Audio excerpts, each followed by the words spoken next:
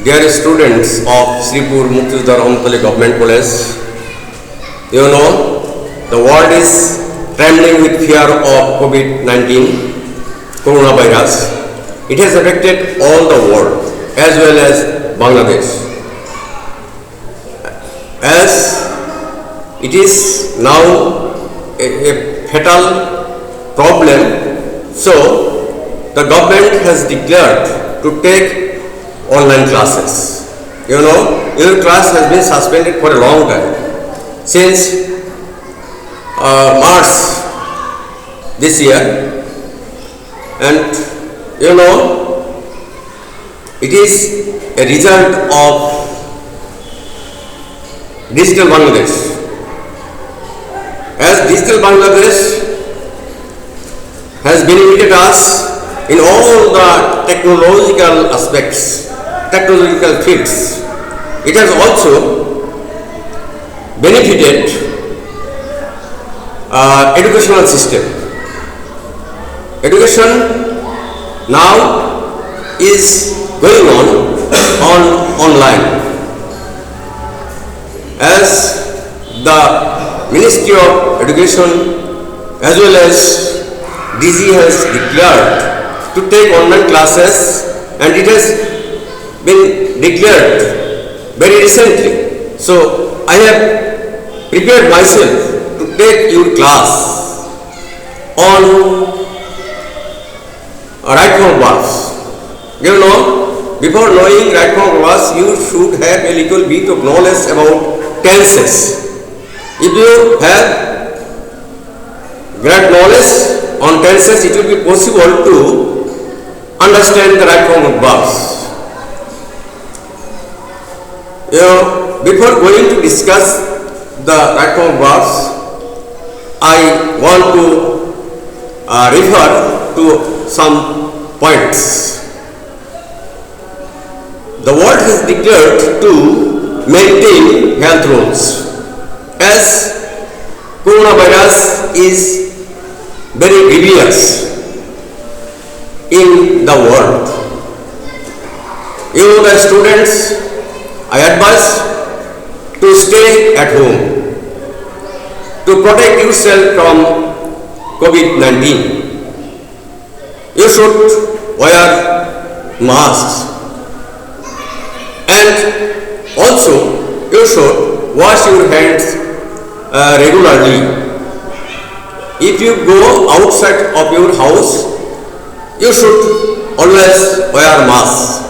Mask will protect you from coronavirus. Okay, now I am just going to discuss the rules of right from verbs. For your better understanding, I am just going to deliver my lecture in Bangla. তোমরা জানো, কোনো বাক্যের মধ্যে যদি everyday, every night, daily, regularly, usually, normally, generally, sometimes, often থাকে, তাহলে সেই ক্ষেত্রে ওই বাক্যের ভার্বটা হবে প্রেজেন্ট ইনডিফিনিট টেন্স। যেমন, the boy reads English regularly, they come here everyday. আবার চিরন্তন সত্য, অব্যর্গত সত্য বোঝাইলে ভার্বের প্রেজেন্ট ইনডিফিনিট টেন্স হয়। যেমন, the sun gives us heat. I get up early in the morning. WH word যদি কোনো বাক্যের মধ্যে থাকে, অর্থাৎ WH word দ্বারা যদি কোনো ইন্টারগেটিভ সেন্টেন্স থাকে, এখন WH word কি? W এবং H দ্বারা যেসব ওয়ার্ড গঠিত তাদেরকে বলা হয় WH word, এবং এই WH word দ্বারা যখন প্রশ্ন করা হয় তখন তাকে বলা হয় WH question. এই WH ওয়ার্ড দ্বারা প্রশ্ন করা হলে ওই সেন্টেন্সের সাবজেক্টের নাম্বার, পার্সন এবং ভার্বের টেন্স অনুযায়ী সাহায্যকারী ভার্ব বসে। Do, does, did, am, is, are, was, were ইত্যাদি। যেমন, where did you go yesterday, what do you do.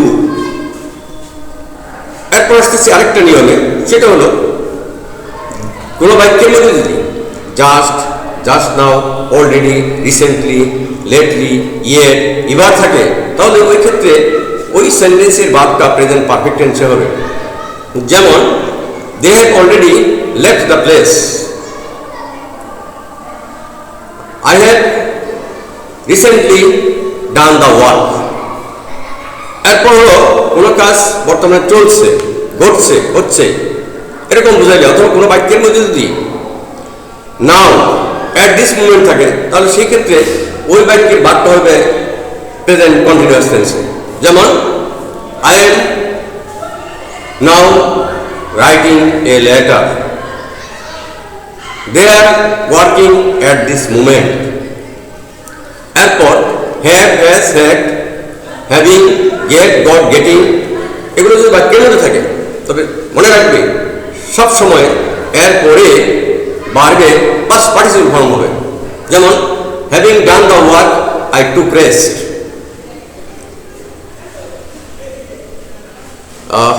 He got the letter written. এরপর হলো তোমার কোনো বাক্যের মধ্যে যদি ইফযুক্ত কন্ডিশনাল থাকে, তাহলে সেই ক্ষেত্রে ওই সেন্টেন্সের প্রথম অংশের ভার্বটা প্রেজেন্ট ইন্ডিপেন্ডেন্ট টেন্স থাকলে পরের অংশের ভার্বটা হয়ে যায় ফিউচার ইন্ডিপেন্ডেন্ট টেন্সে। যেমন if they come I shall go, if you do the work you will be successful. এরপর ইফযুক্ত অংশের ভার্বটা যদি পাস্ট ইন্ডিপেন্ডেন্ট টেন্স থাকে, তাহলে পরের অংশের ভার্বটা হয়ে যাবে সাবজেক্টের পরে উড, কুড বা মাইট বসে এরপরে মূল ভার্বের প্রেজেন্ট ফর্ম বসাতে হবে। If they came I would go. আবার ইফের পরিবর্তে যদি কোনো বাক্যের শুরুতে হ্যাড থাকে এবং হ্যাডটা যদি ইফের মতো অর্থ প্রকাশ করে, তাহলে ঠিক একই নিয়ম হবে।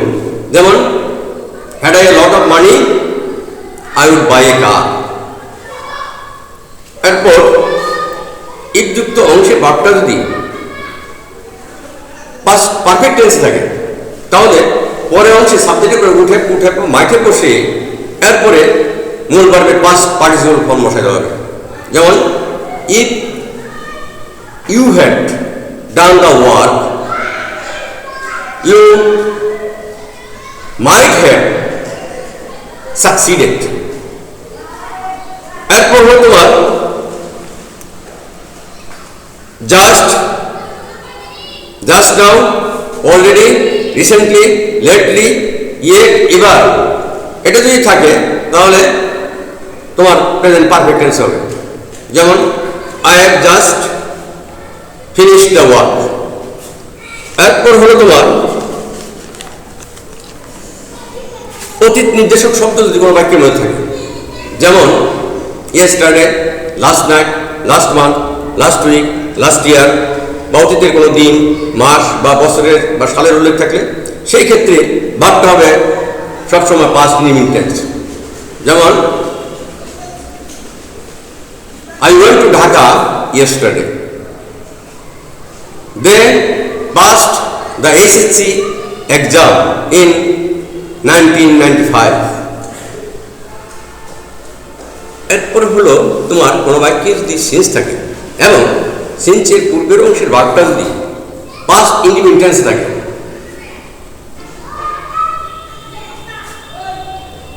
তাহলে পরের অংশে সাবজেক্টের পরে পাস্ট পারফেক্ট টেন্স হবে। যেমন if they came I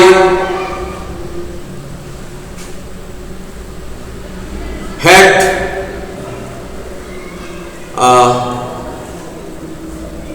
succeeded. কিন্তু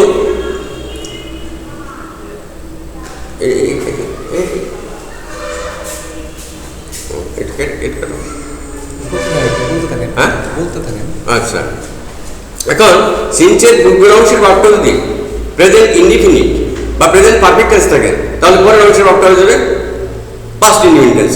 যেমন it is a long time since I saw him last.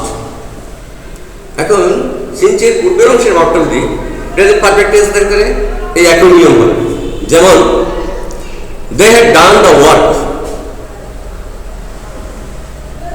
they have done the work since many years past.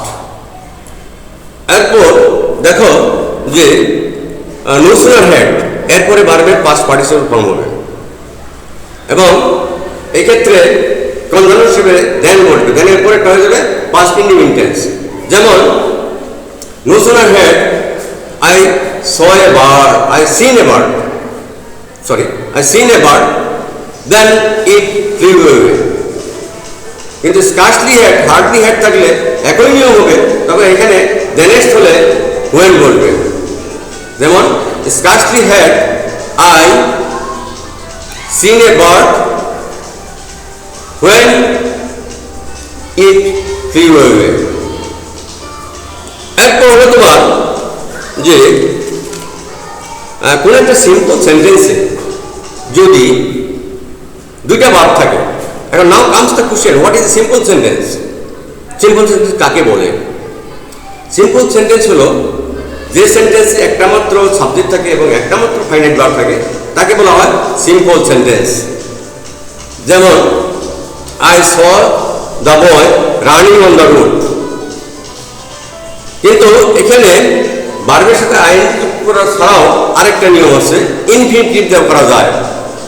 যেমন I don't want to leave the place.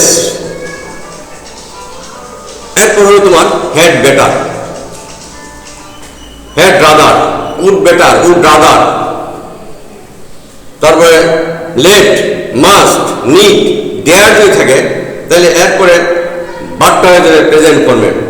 যেমন you had better leave the place, I must do the work। এরপর বিফোরের পূর্বে অর্থাৎ before যদি এবং after যদি conjunction হিসেবে ব্যবহৃত হয় সেই নিয়মটা আমি বলছি। বিফোরের পূর্বে পাস্ট পারফেক্ট টেন্স থাকলে পরেরটা হয়ে যাবে পাস্ট ইনডিফিনিট টেন্স, অর্থাৎ বিফোরের পূর্বে পাস্ট পারফেক্ট এবং পরে পাস্ট ইনডিফিনিট টেন্স হবে। যেমন they had come before I left the place। After দ্বারা করলেও আফটার এর পূর্বে হয়ে যাবে পাস্ট ইনডিফিনিট, আফটার পরে হবে পাস্ট পারফেক্ট। যেমন the students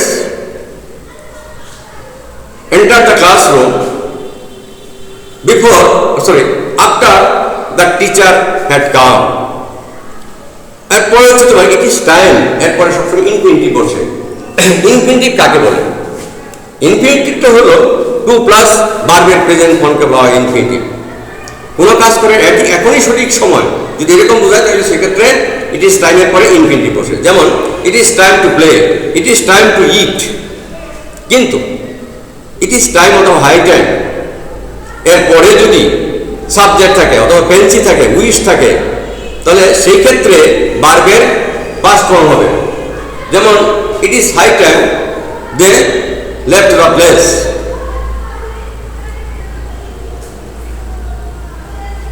I wish I were a teacher. এরপর তোমার অ্যাজ ইফ, অ্যাজ দো যদি বাক্যের মধ্যে থাকে এবং এর পূর্বের অংশের ভাগটা যদি প্রেজেন্ট ইনডিফিনিট টেন্স থাকে তাহলে পরের অংশে ভার্বটা পাস্ট ইনডিফিনিট টেন্স হবে। তবে এখানে উল্লেখ্য পরের অংশে যদি বি থাকে ব্রেকেটের মধ্যে তাহলে সেই ক্ষেত্রে ওয়ার বলবে। যেমন the boy talks as if he knew everything.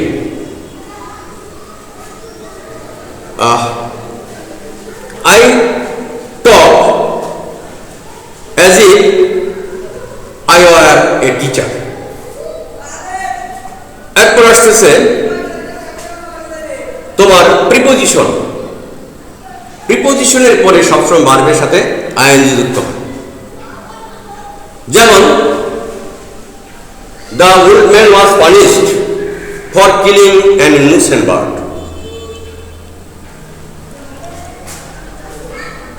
After going to college I attended the classes. এই তো রাইট ফ্রম ভার্বসের মোটামুটি কতগুলো নিয়ম আলোচনা করলাম।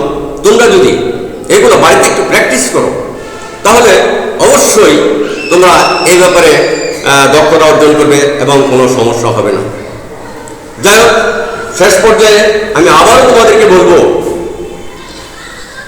করে অনলাইনের ক্লাসগুলো তোমরা ফলো করবা এবং বিশেষ করে গ্রামারের প্রতি জোর দিবা। গ্রামারে 60 মার্কস আছে, এখানে যদি তুমি ভালো না করো তাহলে কিন্তু ভালো রেজাল্ট করা বা পাস করাই কঠিন হয়ে যাবে। আর গ্রামার যেন দীর্ঘদিন প্র্যাকটিস না করলে এটা ভুলে যায়। ঠিক যেমন সায়েন্সের মধ্যে বলে বা যে কেমিস্ট্রি রেগুলার করতে হয়, নতুবা কেমিস্ট্রি ভুলে যায়, ঠিক তেমনই করে গ্রামার যদি তোমরা রেগুলার করো তাহলে অবশ্যই এতে তোমাদের কোনো সমস্যা হবে না।